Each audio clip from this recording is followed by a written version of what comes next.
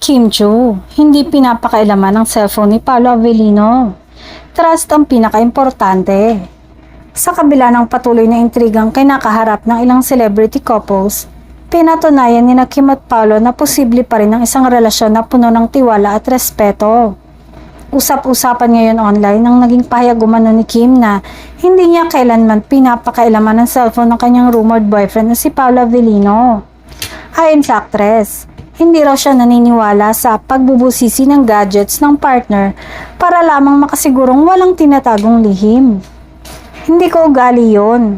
Kung may tiwala ka sa tao, hindi mo na kailangan silipin pa kung sino ang ka-chat o ka-text niya. Ani Kim sa isang panayam.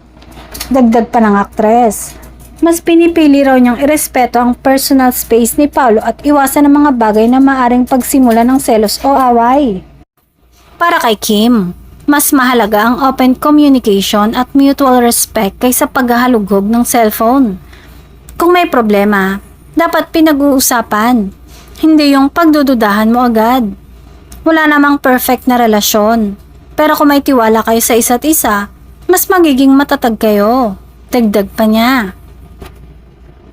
Marami sa mga fans at netizens ang humanga sa pagiging matured ni Kim pagdating sa usaping relasyon. Ayon sa ilan, isang magandang halimbawa ito ng healthy relationship na nakabase sa tiwala at hindi sa kontrol. Sa kabila ng hindi pa nila direktang pag-amin sa tunay na estado ng kanilang relasyon, kapansin-pansin ang lalim ng samahan ni Kim at Paolo. Lalo na't mas naging visible sila sa mga public events at social media posts ng isa't isa.